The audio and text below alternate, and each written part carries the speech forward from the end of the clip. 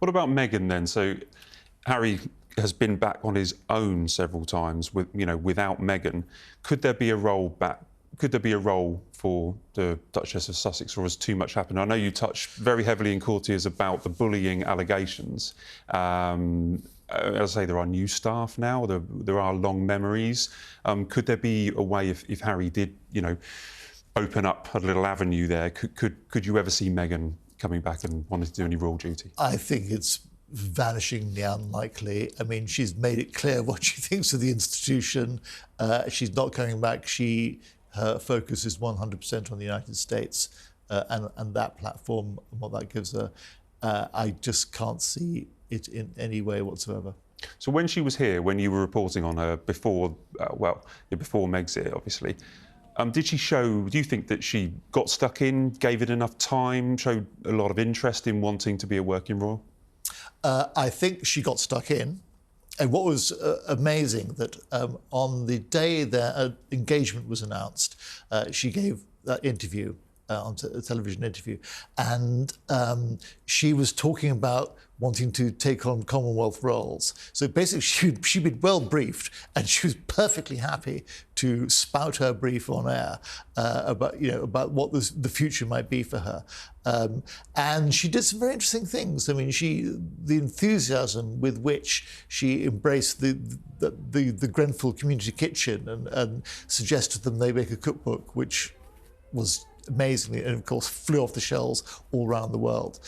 She brought a lot of energy and fresh approach to the whole royal thing. But I also know that for all the great potential she showed, that if you talk to people on the inside, they believe, rightly or wrongly, but they believe that she was constantly casting herself as a victim, saying, "You don't want me. You think I'm going to fail. You think it's not.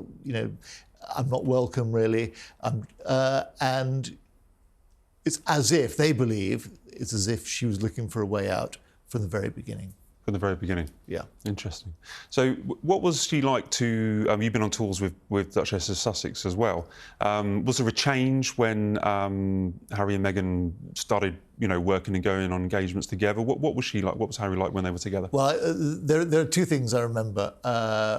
One from the Australian tour, which is Australia, New Zealand, Fiji and Tonga.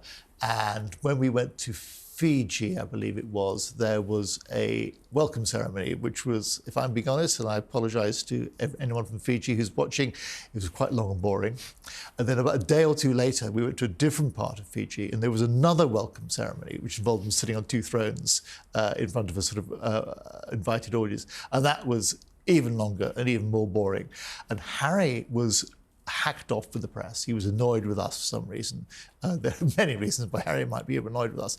And he spent the entire hour and a bit of this occasion just looking slightly over to one side where we were sitting, we, the media, and just staring daggers at us. He was furious. He couldn't hide. Like I said, what I said earlier about this, that Harry has no filter. He couldn't hide his fury.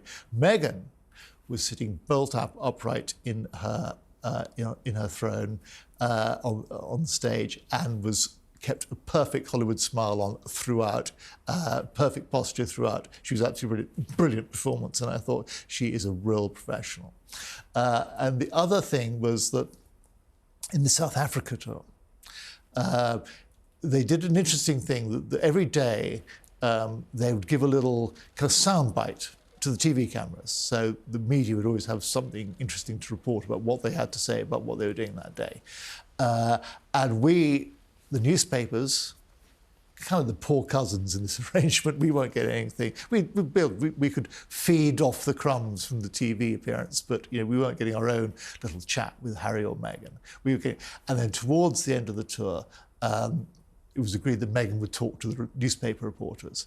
And it was agreed, they insisted it had to be me, because they weren't going to have any of the nasty tabloid people who Meghan, as well as Harry, absolutely hated. So I was treated to have this little 2-minute chat with her. And it was kind of fascinating because it was on the day So only about 4, 5, 6 hours later, they released the statement, the bombshell statement, where they said that Meghan was suing the Mail on Sunday newspaper about what it published about her. And also Harry released this statement attacking the press, particularly the tabloid press. And it made front pages everywhere. But you wouldn't have known that talking to Meghan. She was absolutely, smiled nicely, answered my questions. I was allowed 2 questions, but of course, like all journalists, you always ask a cheeky third question, see if you can get away with it. It was a deliberately innocuous, cheeky third question, because I knew that Harry was in a bad mood that day. There'd been a bit of an altercation between him and a television reporter. So I kept it nice. But she answered my third question. But while talking to her, I just got the impression that she was focusing on a point about 12 inches behind the back of my head. She was just looking straight through me. And once we'd over and she said bye and walked off, I convinced if I bumped into her, she wouldn't have known who I was. I was just a nothing to her. It was a very weird experience. She was totally professional, but no personal engagement whatsoever. That's a real shame. So you concentrate on the rules that are here and working. Obviously, I think we think Harry and Meghan, that this idea of them coming back is probably a non-starter. Yeah. William, big intervention this week. Can you think of your time as being a royal correspondent? Has he spoken so openly about a controversial topic? I mean, he's touched on Gaza and some of the things he said, about, they're sensible things, I suppose, but about need to end the war, need to get humanitarian aid. It is quite outspoken. What do you think of his intervention? But also, how does this statement come about? He doesn't just sit in a darkened room on his own and draw this up and put it out. There are machinations behind the scenes to actually make sure this statement is agreed and accurate, right? What you have to understand about the royal family is that everything they say on anything that has any kind of political ramifications is passed by the government. I've spoken to people in the royal family who, when royals make speeches on things which you wouldn't think are contentious at all, they still get checked by the government department if it's crossing that area. So absolutely, that would have been checked by the Foreign Office, by Number 10. It would have been completely cleared. So William, it was definitely outspoken by royal standards, but it was very even-handed. I'll come on to the even-handed bit in a minute. But what you have to understand is William has his hands tied in 2 ways. He has his hands tied by the fact it has to be checked by the government, it can't go against government policy. And the other thing is, he wants to be a unifying figure. He doesn't want to be a divisive figure. He doesn't want to pick one side or the other. So, because once the royal family becomes divisive, there's no point to them. So he doesn't want to offend either side, and he did that. He was very careful. There's nothing in there. You could, if you really could parse it carefully, you could by talking about the way humanitarian assistance should get in as soon as possible, you could interpret that as being critical of Israel, because the allegation is that they're not letting in humanitarian assistance. And there was a leading article in the Times which said that by saying a ceasefire, but not saying only after Hamas is defeated, it's by implication, siding with the Palestinians and Hamas rather than Israel.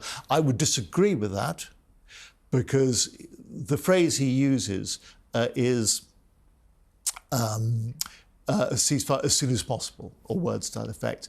And as soon as possible, it's very vague, that. It's open to interpretation. Does as soon as possible mean as soon as possible once Hamas is defeated?